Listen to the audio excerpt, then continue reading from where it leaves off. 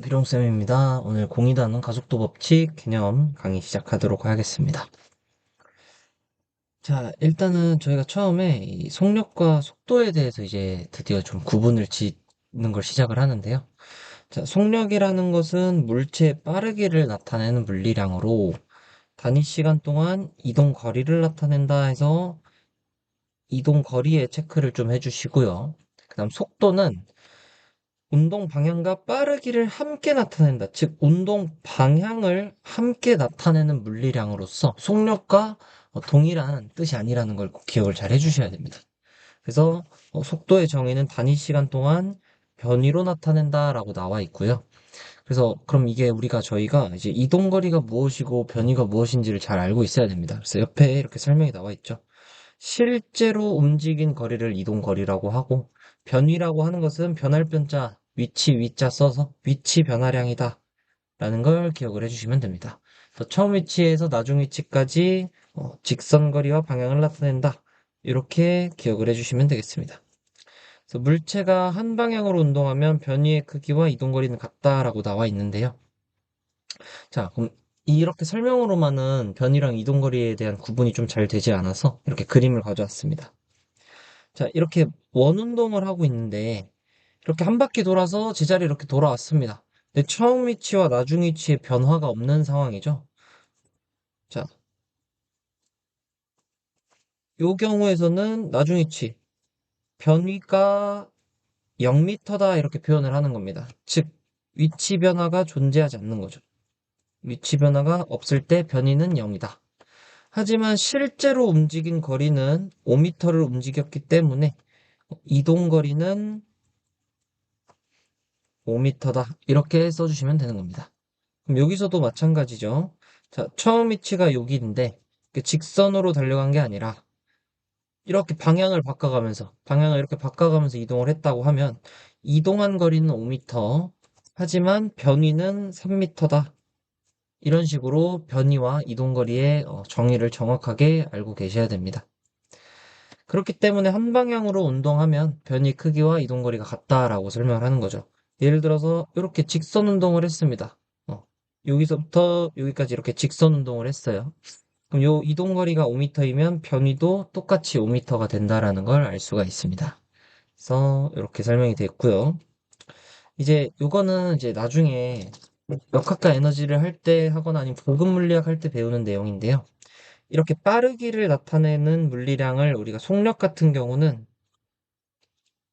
그냥 가볍게 필기해놓고 시험에는 나오지 않습니다. 근데 나중에 배우게 됐기 때문에 속력이라는 것은 스칼라량이라고 표현을 하고요. 속도와 같이 이렇게 방향을 표현한 친구들은 어, 벡터 값이다, 벡터량이라고 표현을 합니다.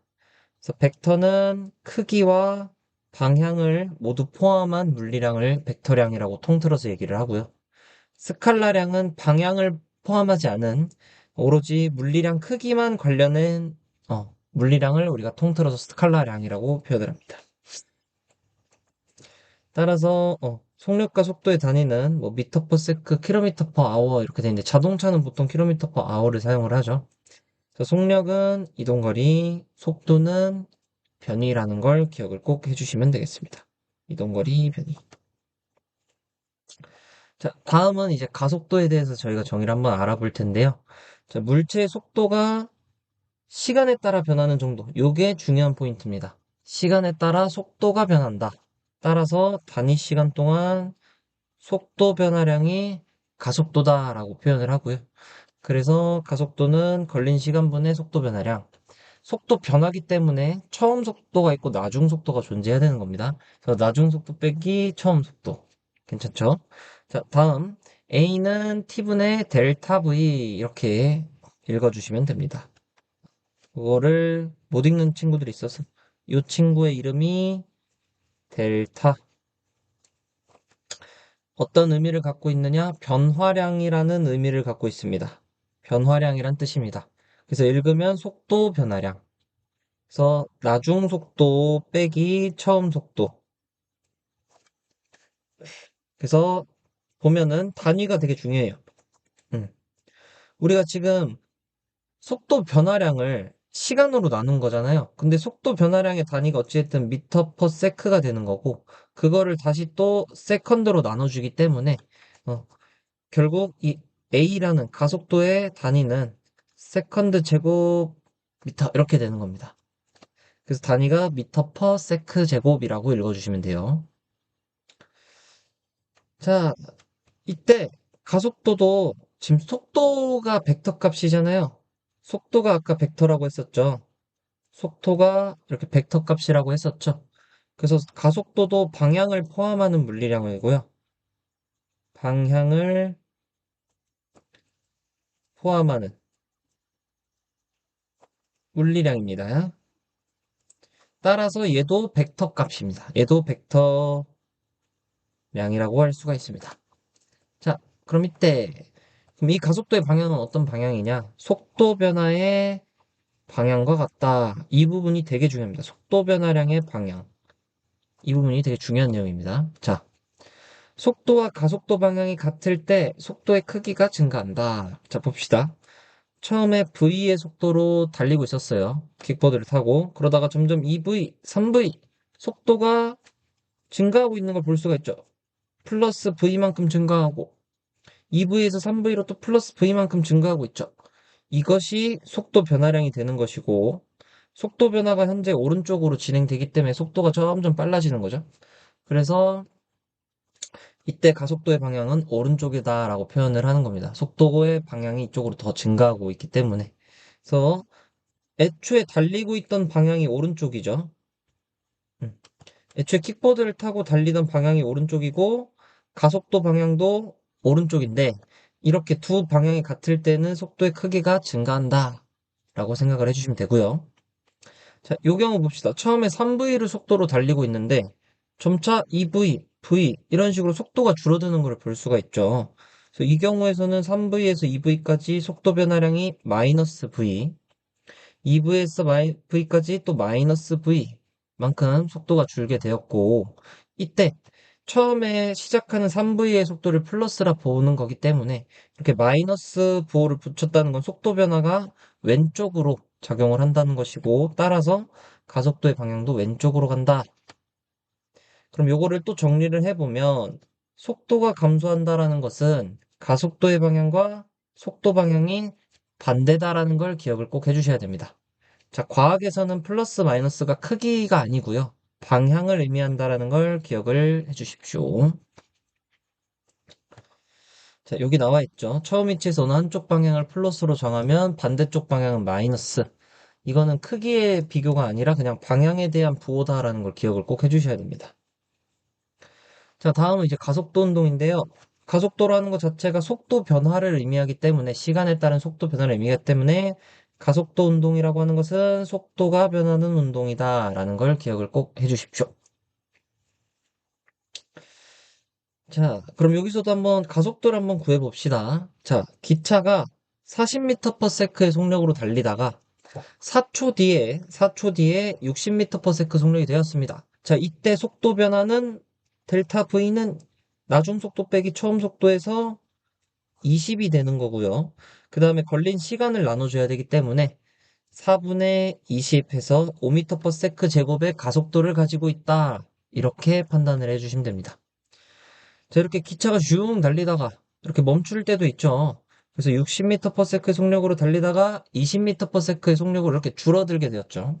그럼 나중 속도가 20이고 처음 속도가 60이기 때문에 마이너스 40이라는 값이 나오게 되고 걸린 시간이 10초이기 때문에 10초로 나눠주면 마이너스 4m/s 제곱이라는 가속도를 얻을 수 있게 됩니다.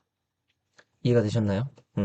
이때 속력의 값은 플러스 부호지만 가속도가 음수, 반대 방향으로 가속도가 작용을 하고 있다. 따라서 속도가 줄고 있다. 라고 생각을 해주시면 되겠습니다. 자, 그래서 다음 이렇게 개념 확인 문제로 한번 넘어가 보겠습니다. 자, 단위 시간 동안 이동거리라고 했기 때문에 저희가 이제 알 수 있죠. 아, 속력을 의미하는구나. 단위 시간 동안 변위를 나타낸다. 이것은 속도라는 것을 알 수가 있고요. 운동 빠르기와 운동 방향을 동시에 나타내는 벡터 값이다 라는 걸 기억을 해 주십시오. 자, 물체가 직선상에서 한 방향으로 운동할 때는 속력과 속도의 크기가 동일하다. 직선상에서 여기까지, 여기서부터 이런 식으로 직선으로 딱 운동을 했습니다. 자, 이때 여기서부터 여기까지 거리가 10m라고 하면 이것이 이동거리가 되기도 하고요. 위치 변화가 여기에서 직선거리 요만큼 됐기 때문에 변위가 되기도 합니다. 따라서 이런 직선상에서는 속도와 한 방향으로 운동할 경우, 운동의 경우, 직선상에서 한 방향의 운동의 경우 속도와 속력이 동일하다. 이해가 되셨나요? 좋습니다. 자, 다음. 단위 시간 동안 속도 변화량, 아이고, 속도 변화량 너무 중요하다. 따라서 여기 가속도가 되겠고요. 자, 단위는 미터 퍼 세크, 속도 변화를 시간으로 또 나눠준 거죠. 그래서 세크 제곱이 되는 겁니다. 자, 가속도와 속도가 같은 방향이면 속도의 크기가 증가, 업하고요. 반대 방향이면 속도의 크기가 감소한다라는 걸 저희가 배울 수 있었죠. 자, 따라서 물체의 속도가 변하는 운동, 속도가 변한데 가속도 운동이다. 라는 걸 기억을 해 주십시오. 자, 동쪽으로 10m 이동했다가 서쪽으로 20m 이동했을 때 이동 거리는 실제 움직인 거리이기 때문에 30이라고 써주셔야 되고요. 변위는 처음에 여기 서 있었다가 이쪽으로 움직이게 되었죠. 그래서 변위는 서쪽으로 10m이다 라고 기억을 꼭 해주시면 되겠습니다. 자, 다음.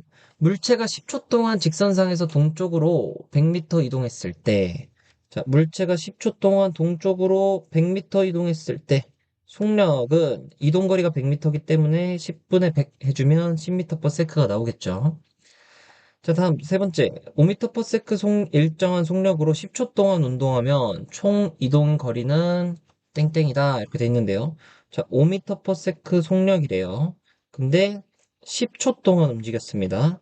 따라서 이동 거리는 50m가 된다라는 걸 알 수가 있죠.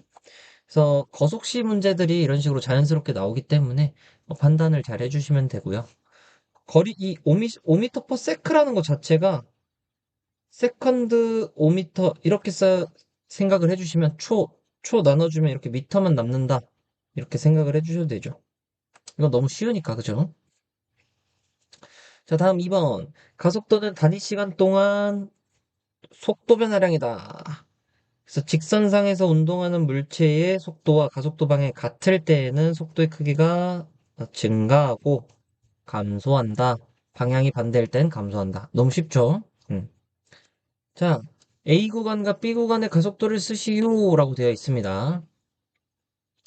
자, 다음 A 구간은 일단은 확인을 해봤을 때 처음에 속도가 V였죠. 그러다가 2t초가 되었을 때 3V가 됐습니다. 그쵸? 처음 속도가 V, 나중 속도가 3V가 되는 거죠. 따라서 A 구간에서 속도 변화량은 2V가 되는 것이고요. 그거를 시간으로 2t초 걸렸죠? 그럼 2t초 이렇게 나눠주면은 이것이 가속도가 된다라는 걸 알 수가 있습니다. 따라서 A 구간의 가속도는 T분의 V다라는 거를 저희가 구할 수가 있게 되는 거죠. 네. 자, 다음. B 구간 속도 변화가 마이너스 2V고요. 걸린 시간도 2t초에서 4t초, 총 2t초가 걸렸기 때문에 시간은 2t초가 걸렸습니다. 따라서 B 구간의 가속도는 T분의 마이너스 V다라는 걸 기억을 해주시면 되겠습니다. 자, A도 마찬가지로 델타 V가 2V, 시간은 2t초 걸렸고 AA가 T분의 V가 나온다. 라는 걸 기억을 꼭 해주십시오. 자, 직선상에서 운동하는 물체의 운동에 대한 설명으로 옳은 것은 자, 운동 방향이 일정하지 않으면 이동 거리가 변이의 크기보다 크다. 그쵸? 만약에 운동 방향이 이렇게 갔다가 이렇게 움직였습니다.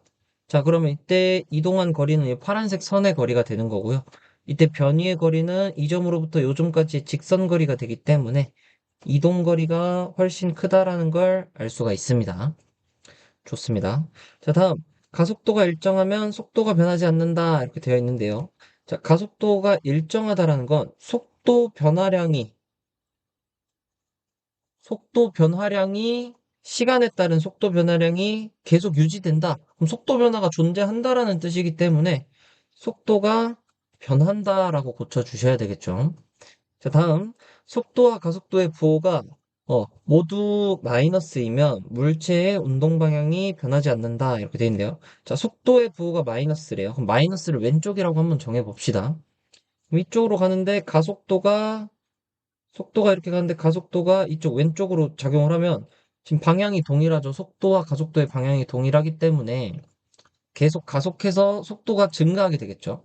그래서 운동 방향이 변하지 않는다. 맞는 설명입니다. 자, 만약 이때 가속도가 반대로 작용이 된다면 속도 변화가 점점 속도가 줄어들다가 나중에는 다시 이쪽으로 움직이게 된다는 걸 기억을 해주셔야 됩니다. 자, 처음 속도와 가속도 방향이 반대이면 좋습니다. 요게 아까 방금 제가 설명드렸던 거죠. 처음에 속도가 이쪽으로 뭐 10만큼 가고 있습니다. 10m/s로 가고 있어요. 자, 근데 가속도가 5m/s 제곱이라고 합시다. 가속도가. 그러면은 이 말인 즉 1초 동안에 속도 변화가 속도 변화가 5m/s 생긴다는 뜻이고요. 그럼 10m/s로 가던 물체는 1초 뒤에 지금 방향이 반대이기 때문에 1초 뒤에 5m/s 오른쪽으로 가다가 또 1초가 지나면 또 1초 후에는 음, 자, 1초 후 그리고 1초 후가 또 지나면은 속도가 빵이 됐다가 또 1초가 지나면은 이제 왼쪽으로 5m/s의 속도를 갖게 된다라는 겁니다. 이해가 되셨나요? 처음에 10m/s로 오른쪽으로 이렇게 슝 가다가 가속도와 근데 반대 방향으로 속도가 이렇게 줄어들어요. 그리고 1초 뒤에 또 0이 됐다가 다시 이제 가속도 방향과 동일해진다라는 겁니다. 그리고 또 시간이 또 지나면 10m/s로 왼쪽으로 또 가겠죠. 그래서 즉 감소하여 0이 되었다가 다시 증가한다가 맞는 설명이고 요거를 정확하게 인지를 해주셔야 가속도를 정확하게 이해했다라고 판단을 하시는 겁니다. 자, 다음 그림은 직선상에서 동쪽으로 12m/s 속력으로 달리던 자동차가 일정한 가속도로 운동하여 자, 처음에 동쪽으로 12m/s만큼 달리던 자동차가 일정한 가속도래요. 그럼 일정한 속도 변화가 있었다는 것이고 3초 후에 3m/s 이렇게 됐습니다. 자, 이때 속도 변화는 처음 속도가 나중 속도 이렇게 나중 속도 빼기 처음 속도 하면 속도 변화가 마이너스 9가 되는 거고요. 걸린 시간 걸린 시간도 사실 델타 t라고 써주시면 됩니다. 델타 t는 3초 이렇게 되는 거죠. 따라서 이 가속도는 마이너스 3m/s 제곱이고 지금 처음 속도를 플러스로 잡은 거고 이걸 마이너스로 잡았기 때문에 방향이란 가속도의 방향은 왼쪽 방향이다. 크기는 3m/s 제곱이다. 라는 걸 저희가 확인을 할 수가 있습니다.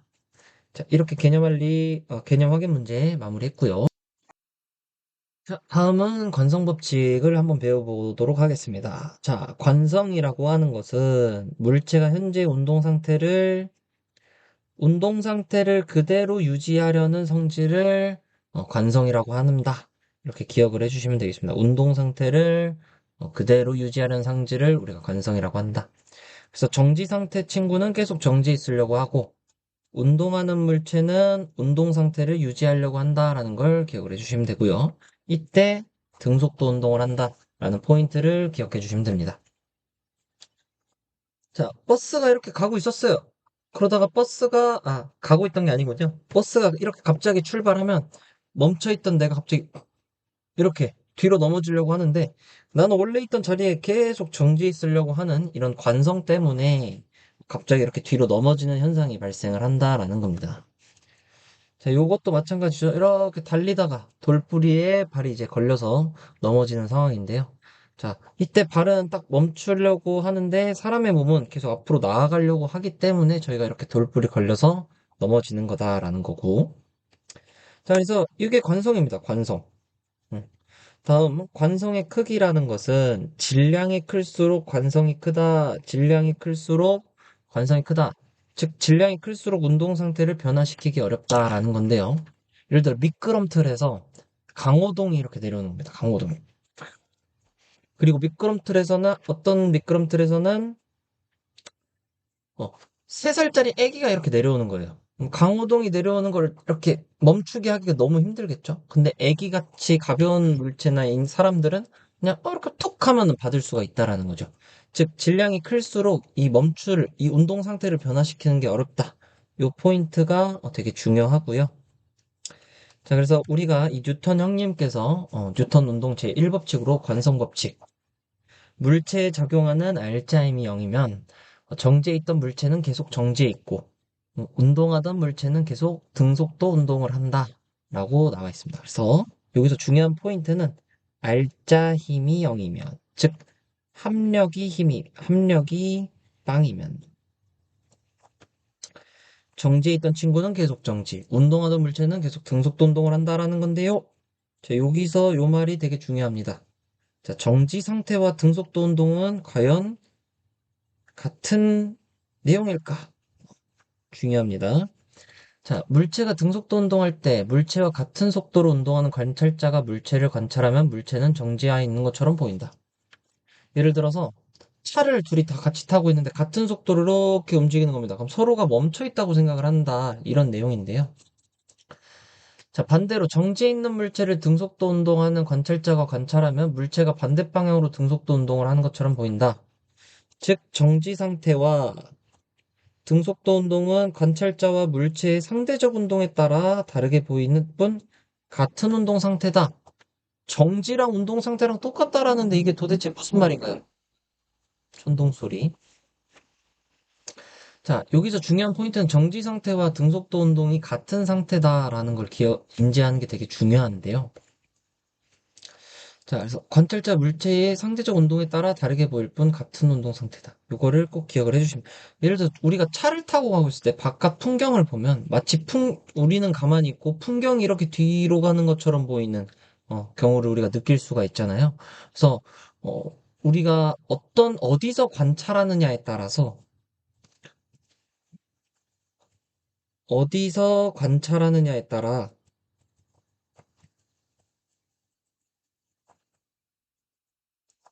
정지일 수도 있고 정지 상태일 수도 있고 운동 상태일 수도 있다라는 겁니다. 예를 들어서 지금 이 펜은 제 손바닥 위에 가만히 놓여있죠? 너 손가락 왜 이렇게 빨개? 이렇게 가만히 놓여있죠? 펜이 지금 정지해 있습니다. 그리고 저랑 같은 공간에 있는 사람들은 펜이 계속 멈춰있다라고 생각을 하실 거예요. 펜이 이렇게 멈춰있다고 생각을 할 거예요.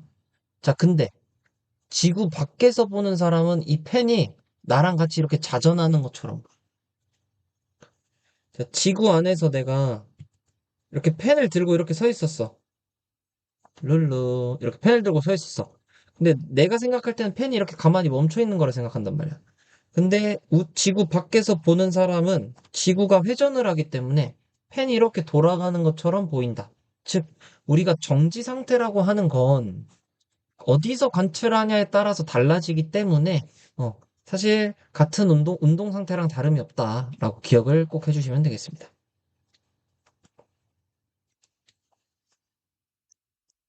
자, 다음 이제 가속도 법칙인데요. 자, 가속도와 알짜임 질량의 관계 이렇게 해서 엄청 유명한 식을 이제 배우게 되는데 그 유명한 식이 뭐냐면 바로 F는 ma라는 식을 배우게 될 겁니다. 그래서 한번 살펴봅시다. 자, 가속도와 알짜임의 관계. 자, 물체의 질량이 일정할 때 물체의 가속도는 알짜 힘의 크기에 비례한다. 크기에 비례한다. 라는 걸 기억을 좀 해주시면 되겠습니다. 음. 자, 여기서 그래프를 한번 보면 시간에 따라서 힘의 크기가 클수록 힘의 크기가 지금 3F가 제일 큰 거죠. 그래서 속도가 점점 커진다. 기울기가 자 여기서 기울기 가속도가 커진다. 기울기라는 건 x 변화량 분의 y 변화량이죠. 따라서 시간 분의 속도 변화가 되는 거고 기울기가 가속도가 된다라는 걸 기억을 해주시면 되겠습니다. 그래서 가속도와 L자임은 비례한다. 예를 들어서 똑같은 어떤 일정한 물체가 이렇게 있어요. 근데 내가 그냥 약한 힘으로 이렇게 움직이나 아니면 큰 힘으로 이렇게 움직이나 했을 때 가속도가 달라진다는 거지. 내가 힘을 세게 주면 얘가 속도 변화가 더 세게 변한다라는 거예요. 그죠? 그다음 가속도와 질량의 관계. 자, 물체에 적용한 알짜임 크기가 일정할 때 물체의 가속도는 질량에 반비례한다. 당연한 얘기지. 우리가 좀 무거운 사람을 밀면 되게 힘들죠. 얼음판 위에서 무거운 사람을 이렇게 민다 생각해 보십시오. 그 다음에 7살짜리 조만한 아기를 이렇게 민다고 생각을 해 보십시오. 얼음판 위에서 가벼운 사람, 즉 작은 사람이 더 잘 밀리고 무거운 사람은 생각보다 똑같은 힘을 줬는데 많이 안 밀린다라는 걸 저희가 스케이트장 같은 데 가면 알 수가 있는데 지금 요새 너무 더워가지고 그지? 어찌됐든 간에 가속도와 질량은 서로 반비례하다. 무거울수록 속도 변화가 잘 생기지 않는다. 무거울수록 속도 변화가 크지 않다. 동일한 힘을 주었을 때. 동일한 힘을 주었을 때. 아, 무거울수록 속도 변화가 크지 않다. 크지 않다는 너무 직관적이지 않다. 속도 변화가 작다. 얼음판 위에서 무거운 사람을 미는 게 더 조금 밀린다. 뭐 이런 거죠. 속도가 느리다. 속도가 느리다. 속도 변화가 느리다. 이렇게 기억을 해주시면 되겠습니다. 요런 정도만 기억을 해주시면 되겠고요. 자, 지금 봅시다. 자, 요거는 뭐 실험 자료니까 한번 탐구 자료 한번 확인을 해보시고요. 그래서 따라서 우리가 이거를 가속도는 힘에 비례하고 그 질량은 가속도에 반비례하다. 요거를 식으로 이렇게 표현을 할 수가 있죠. 가속도는 힘에 비례하고 질량에 반비례하다. 따라서 F는 ma다. 해서 뉴턴 제 2법칙까지 저희가 살펴보게 되었습니다. 실제 대학교 가면 이거 엄청 이 뉴턴 제1법칙, 2법칙, 3법칙에 대해서 엄청 오랫동안 배우게 되는데 일단 고등학교 수준에서는 이렇게 그냥 간단하게 식으로만 좀 인지를 해도 괜찮다라고 생각을 해주시면 되겠습니다.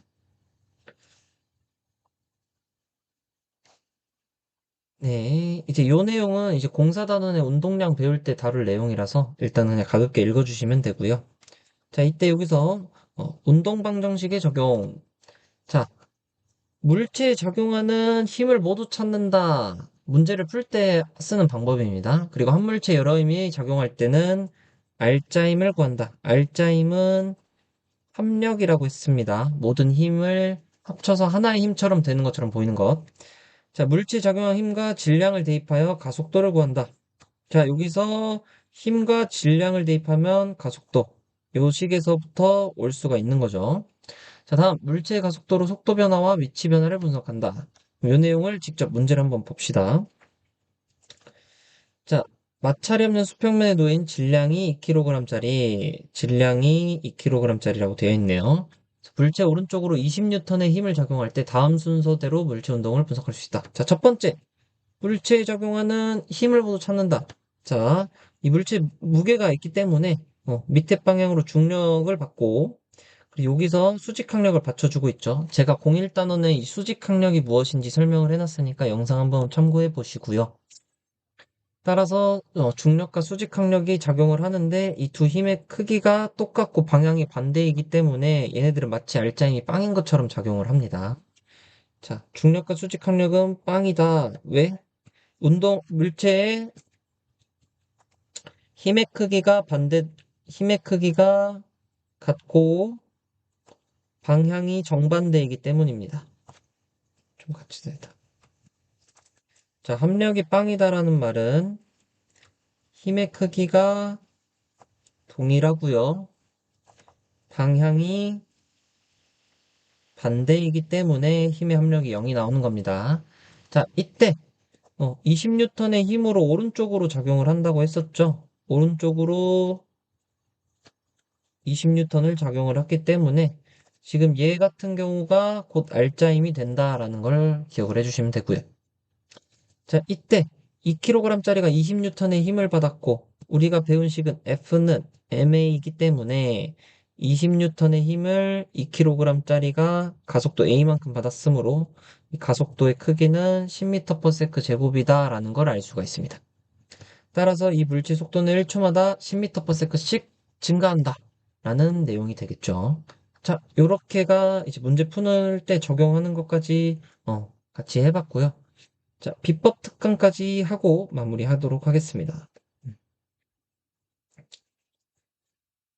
자, 두 물체가 수평면 위에 함께 놓여 힘을 받고 있는 경우, 자, 여기서 선생님 문제 푸는 꿀팁도 간단하게 설명을 좀 드릴게요. 자, 질량이 각각 m, 스몰 m, 라지 m인 물체가 놓여 운동하고 있다. 질량이 스몰 m인 물체에 힘 F가 작용하고 있고, 물체 가속도는 A이다. 물체 힘 F가 알짜미로 작용하므로 다음과 같이 운동 방정식을 세우고 가속도를 구할 수 있다. 자, 요게 되게 중요한 내용입니다. 한 물체처럼 생각한다. 질량이 m 더하기 스몰 m 더하기 라지 m을 마치 얘가 한 물체처럼인 것처럼 생각을 하는 거예요.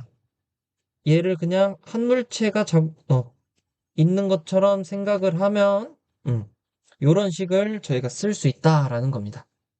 따라서 이때 가속도를 저희가 이런 식으로 식을 써서 구할 수가 있는 거죠.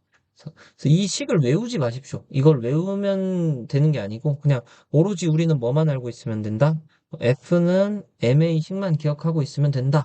그리고 사고방식을, 이런 식의 사고방식들을 탑재해야 된다라는 걸 기억을 해주시면 됩니다. 자, 이때 봅시다.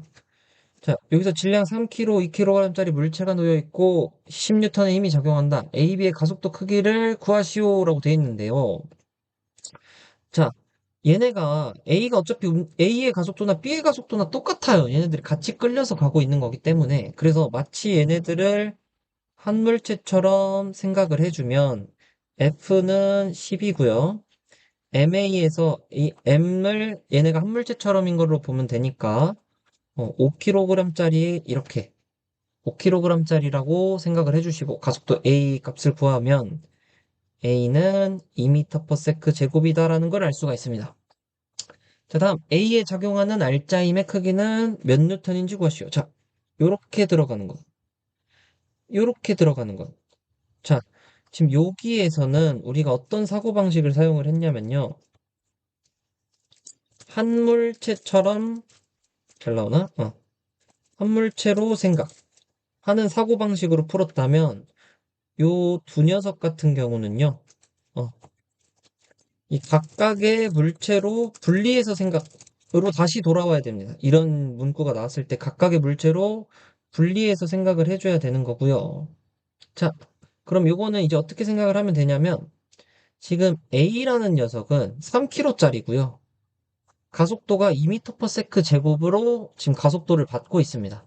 따라서 이때 A에 작용하는 알짜임의 크기는요, 자, A의 질량은 MA는 3kg이고요.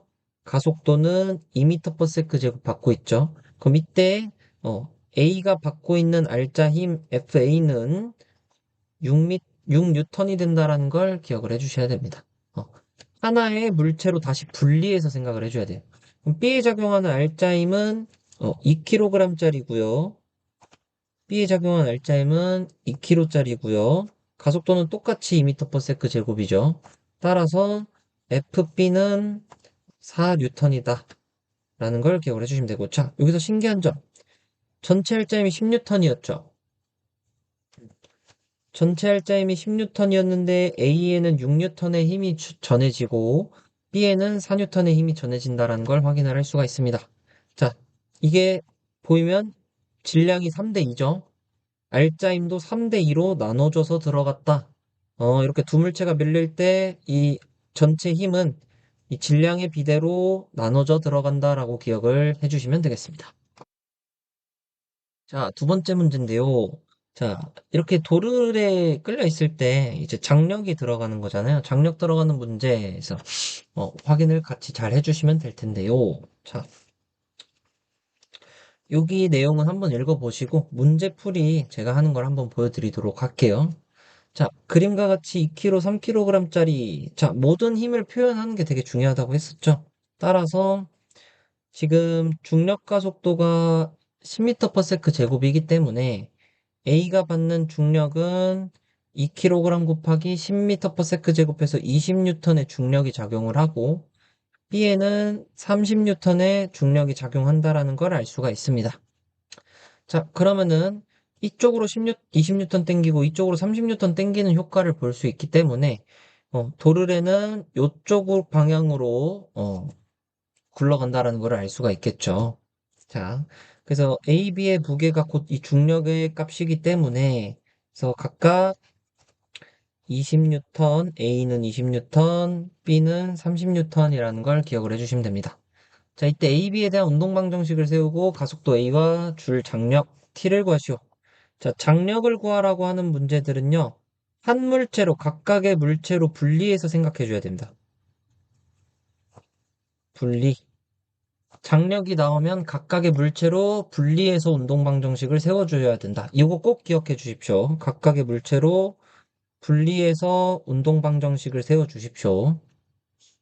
전체로 보지 말라는 거예요. 이 앞에처럼 한 물체로 생각하지 말라는 거 이렇게 분리해서 생각을 해야 됩니다. 장력이 나올 경우에는. 자, 그러면은 여기서 봅시다. 자, 장력이라고 하는 줄이 팽팽해졌을 때 생기는 힘이고요. 당연히 이렇게 텐션이기 때문에 T를 사용을 합니다. 다음, 장력은 반드시 한 실 내에서 작용을 하고요. 서로 방향이 다른 반대쪽으로 크기가 같은 힘으로 작용, 반작용 힘이라고 했습니다. 자, 장력은 작용, 반작용의 힘으로 크기가 같고 서로 반대 방향의 힘이 작용한다. 반드시 실 내부에서 하나의, 이거, 하나의 실에서 서로 반대 방향의 힘이 작용한다.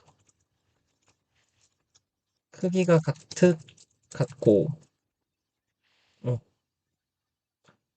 장력은 작용, 반작용의 힘으로 하나의 실에서 크기가 같고 서로 반대 방향의 힘이 작용한다라는 걸 기억을 꼭 해주십시오. 따라서 A가 이렇게 매달려 있으니까 이 실이 위쪽으로 잡아주면서 버티고 있죠. 자, 근데 하나의 실 내부에서 크기가 같고, 반대 방향. 얘가 이쪽으로 잡아당기면 얘 이쪽으로 잡아당기는 거 반대방, 선생님 둘 다 위를 보고 있는 게 아닌가요? 이렇게 생각하는 게 아니라 실이 이렇게 있을 때 하나는 이쪽으로 잡아당기고 하나 이쪽으로 잡아당기고 있는 모양인 거죠. 그래서 반대 방향의 크기가 같은 두 장력이 동시에 존재한다라는 겁니다. 이해가 되셨나요? 자, 이때 A의 알짜 힘부터 구해봅시다. A의 알짜 힘부터 구해봅시다. 자, A의 알짜 힘 같은 경우는 지금 위쪽 방향으로 T만큼의 힘이 작용하고 있고 아래쪽으로 20N의 힘이 작용을 하고 있는데 물체 A가 지금 BA에서 위로 딸려 올라가고 있죠. 그렇다라는 것은 T의 힘이 20N보다 더 크다라는 뜻이기 때문에 그래서 A의 알짜 힘이라는 것은 T-20N 이렇게 써주셔야 되고요. 자, 이때 A의 질량이 2kg이고 가속도가 몇인지 모르기 때문에 A라고 표현을 한번 해봅시다. 요게 지금 현재 A의 운동 방정식이 되는 겁니다. 요게 A의 운동 방정식. 이해가 되셨나요? 좋습니다. 자, 다음 B에 대한 운동 방정식도 한번 써보도록 하겠습니다. 자,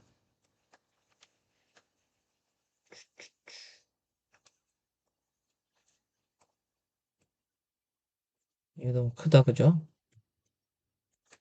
자, 요게 A의 알짜힘이었죠. 자, 그러면은 B의 운동 방정식을 써볼게요. B 같은 경우는 어, 위로 T만큼 작용하고 아래로 30N만큼 작용을 하고 있죠. 근데 B가 아래로 움직이기 때문에 30N의 힘이 더 크다라는 걸 알 수가 있고요.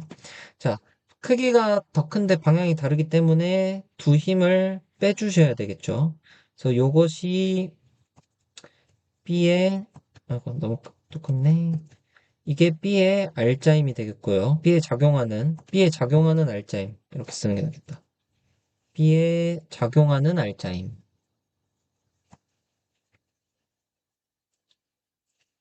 그리고 는 3kg 곱하기 가속도는 A나 B나 똑같습니다. 똑같은 실에 매달려 있기 때문에 똑같이 이렇게 이동을 한다라는 거죠. 이해가 되셨나요? 자, 그렇기 때문에 지금 미지수가 몇 개죠? 한 가지, 두 가지죠. 이건 힘에 다니니까 미지수 아닙니다.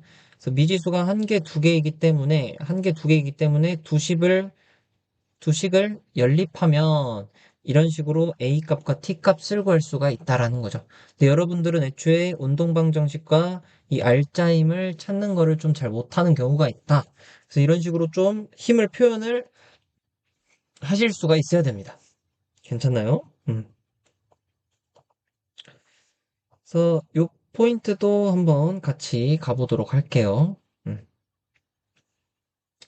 자, 이렇게 두실이 도르래로 연결되어 있는 경우인데요. 이거를 외우시지 마십시오. 외우면 안 됩니다. 외우면 안 되고 운동 방정식을 그냥 잘 세워서 문제를 풀어주셔야 되는데요. 자, 질량이 4kg, 1kg짜리가 돼 있고요. 이렇게 B를 매달할 때가 있고 A를 매다는 경우가 있습니다. 자, 이때 물체 운동을 분석하시오. 자, B에 작용하는 중력은 중력 가속도가 10m/s 제곱이라고 했기 때문에 중력 가속도가 10m/s 제곱이기 때문에 자, B에 작용하는 중력은 1kg 바탑이 10m/s 제곱해서 10N이 되는 거고요. 자, 나에서 A에 작용하는 중력은 40N이 되겠죠. 좋습니다. 자, 이때 질량의 합은 5kg고요. 얘네들가 마치 한 물체인 것처럼 생각을 한번 해보면 얘네들이 5kg짜리가 이렇게 움직인다라고 생각을 해주시면 되겠습니다. 괜찮죠? 자, 봅시다. 자, 그래서 가 경우 같은 경우 보면 A에 작용하는 알자 힘이라는 것 자체가 각각 분리해서 생각하라고 아까 말씀을 드렸고, 음. 자, 위에서 이렇게 가속도를 구했죠. 알짜임 말고 질량을 알기 때문에. 그래서 A에 작용하는 알짜임은 A의 질량 곱하기 가속도, B에 작용하는 알짜임은 B의 질량 곱하기 가속도. 해서 8N, 2N이라는 거 확인을 할 수 있습니다. 자, 여기서도 마찬가지예요. 10N이라는 알짜임이 주어졌는데 질량의 비가 4대 1이죠. 질량의 비가 4대 1입니다. 4kg 대 1kg. 이때 나눠지는 알짜임도 8N 대 2N, 8N 대 2N. 결국 비율이 4대 1로 똑같다라는 걸 알 수가 있습니다. 아, 알짜임이 질량에 비례하게 나눠져 들어가는구나. 라고 기억을 해주시면 되고요. 자, 이때 실이 당기는 힘 이퀄 장력이 되겠고요. 장력이 되겠고요. 장력이라는 말이 나오는 순간 각각의 물체로 분리해서 생각하라고 말씀을 드렸습니다. 요게 되게 포인트가 되는 거예요. 음. 자, 따라서 지금 A의 경우 A를 딱 A, B를 한 물체로 봤을 때는 요게 알짜임인데 A 물체로만 분리해서 봤을 때는 이 실이 A를 잡아당기는 요 장력이 A의 알짜임이랑 다름이 없다. 따라서 요것이 A에 작용하는 알짜임이다. 그리고 A에 작용하는 알짜임 8N이었기 때문에 이 실이 당기는 힘이 8N이다. 라는 걸 기억을 꼭 해주셔야 되겠습니다. 이해가 되셨나요? 그래서 이런 식으로 우리가 문제들을 다 풀게 될 거다라는 걸 기억을 꼭 해주시면 감사하겠습니다. 좋습니다. 요게 개념 확인 문제가 하나 남아있네요. 개념 확인 문제를 한번 같이 풀어보고 마무리할게요. 자, 물체가 현재 운동 상태를 유지하려는 성질을 관성이라고 한다.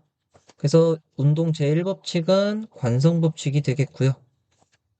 그래서 정지한 물체는 계속 정지해 있으려고 하고 운동하는 물체는 등속도 운동을 하려고 한다.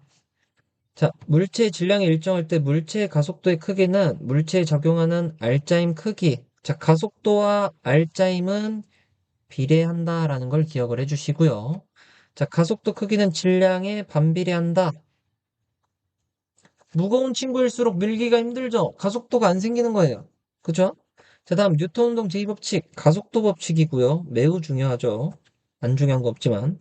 그래서 F는 ma, 질량 곱하기 가속도다라는 걸 기억을 해주시고요. 자, 이때 1뉴턴의 힘이 질량 1kg짜리 물체 작용하면 가속도는 1m/s가 되겠죠. 세크 제곱이 되겠죠.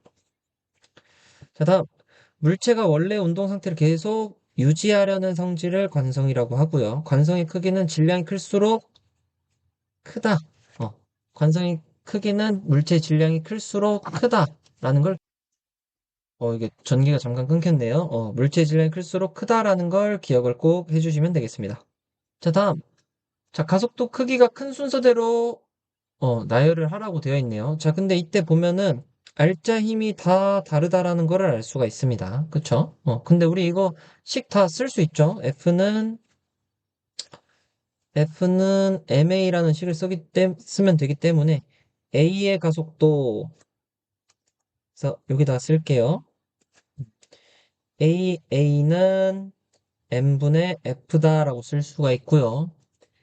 AB는 2n분의 3F다라고 쓸 수가 있습니다. 그 다음에 C의 가속도는 3n분의 F가 되겠고요. 자, 이때 크기가 큰 순서대로 하라고 되어 있는데 얘가 1.5죠, 1.5. 그래가지고 B가 가장 크고 그 다음에 A가 가장 크고 C가 그 다음으로 크다라는 걸 알 수가 있습니다. 그쵸? A랑 C 같은 경우 알짜임이 같은데 얘가 더 무겁죠. 무거우니까 가속도가 안 생기는 거야. 가속도가 작은 거다라고 생각을 해주셔도 됩니다. 자, 이때 봅시다. 3번. AB의 속도를 시간에 따라 나타낸 것이다. 질량은 B가 A의 2배가 되는 것이고 A에 적용하는 힘은 4N이다. 자, 그럼 여기서 봅시다. 속도, 시간 그래프네? 그럼 여기서 우리가 알 수 있는 게 뭐다? 기울기가 의미하는 게 가속도다라는 걸 기억을 해주시면 됩니다. 왜? 우리가 수학에서 기울기의 정의가 뭐야? x 변화량 분의 y 변화량이 기울기이기 때문이죠. 그래서 기울기가 가속도가 되는 거죠. 자, 그러면은 a의 가속도를 한번 구해봅시다. a의 가속도는 a의 가속도는 2m/s 제곱, b의 가속도는 1m/s 제곱이라는 걸 알 수가 있습니다. 자, 이때 A에 작용하는 힘의 크기가 4N이라고 되어 있죠. 따라서 4N은 A의 질량 A 곱하기 가속도 2m/s 제곱. 따라서 A의 질량이라는 것은 2kg이다 라는 걸 알 수가 있고요. 자, B가 A의 질량이 2배라고 되어 있습니다. 즉 FB라고 하는 것은 질량이 2배라고 했기 때문에 4kg짜리, 그리고 가속도가 1m/s 제곱이기 때문에 즉 4N이다라는 걸 알 수가 있습니다. 괜찮죠? 자, 다음 질량이 각각 2kg, 3kg짜리 10N의 힘을 줬대요. 선생님 아까 앞에서 알려드렸죠? 질량의 비율이 몇 대 몇? 2대 3. 그럼 얘한테는 4N 힘이 들어가고 얘한테는 6N의 힘이 들어간다라는 걸 기억을 해주시면 되겠습니다. 자, 근데 일단 기억을 한번 풀어보면 가속도를 구하고 있는 거죠. 그래서 가속도를 구하라고 하고 있기 때문에 A와 B의 가속도를 구하라. 즉, 한 물체로 생각해라. 이렇게 생각을 해주시면 되겠습니다. 얘네들이 실에 매달려 있으니까 가속도 크기가 똑같기 때문이죠. 음, 한 물체로 생각해라. 자, 따라서 우리가 식을 써보면 10N이 한 물체로 생각해래 5kg짜리를 끌고 있다. 따라서 이때 가속도는 2m/s 제곱이다라는 걸 알 수가 있습니다. 그래서 2m/s 제곱 써주시면 되고요. 자, A에 적용한 알짜임의 크기는 4N이고 B에 적용한 알짜임 크기는 6N이다. 왜? 질량이 2대 3이니까. 그리고 A가 B에 적용하는 힘의 크기, oh my gosh, 이게 what is this? 자, A가 적용하는 힘의 크기라고 되어 있죠. 자, 요거는 이제 어떻게 들어가는 거냐면 만약에 A가 없었으면 B는 10N의 힘을 그대로 받았을 거예요. 근데 얘 때문에 4N, 그러니까 뒤에 짐을 달고 끌려가는 거지. 응. 따라서, 자, 여기서 A가 받는 이 4N의 힘이라는 건 이 실이 A를 4N의 힘으로 이렇게 잡아 당긴다라고 생각을 해주시면 되고요. 자, 아까도 얘기했지만 이 장력은 반드시 작용 반작용. 그래서 크기가 같고 방향이 반대인 힘이 같은 실 내부에 작용이 돼야 되기 때문에 이쪽에서도 4N의 힘이 작용을 한다라고 생각을 해주시면 되겠습니다. 그래서 B 입장에서는 어떻게 되는 거예요? 10N의 힘으로 오른쪽으로 받고 있는데 4N만큼 왼쪽으로 작용이 되니까 결국 6N의 R자 힘을 받게 되는 거죠. 10N 빼기 4N만큼. 즉 A가 B에 작용하는 힘의 크기는 4N이 된다라는 걸 알 수가 있습니다. 매우 중요합니다. 네, 다음 5번인데요. 이 저번에 영상이 잘려가지고 이어서 붙일게요. 자, 운동하던 물체에 알짜임이 작용하지 않으면 물체는 정지하게 된다. 자, 알짜임이 작용하지 않는다라는 게 알짜임 F가 0이라는 뜻이고, 어, 운동하던 물체가 알짜임이 없으면 정지가 아니라 등속도 운동한다. 이렇게 해주셔야 되겠죠. 자, 두 번째. 물체에 적용한 알짜임의 크기가 일정할 때 물체의 질량이 2배가 되면 가속도의 크기는 2배가 된다. 이렇게 되어 있는데요. 자, F는 MA라는 식에서 얘가 2배 업되는데 얘가 일정하다? 그렇다는 말은 이 가속도가 2분의 1배에 돼야 된다는 뜻이 되겠죠. 그래서 따라서 틀렸다. 2분의 1배 이렇게 고쳐주셔야 되겠습니다. 자, 마지막 환물체에 적용한 알짜임의 크기가 3배가 되면 알짜임 크기가 이번에는 3배가 됐습니다. 그리고 환물체는 질량이 일정하다라는 말을 내포하고 있기 때문에 질량이 일정, 따라서 가속도는 3배가 된다 라는 걸 알 수가 있습니다. 그래서 정답 O 이렇게 마무리하겠습니다.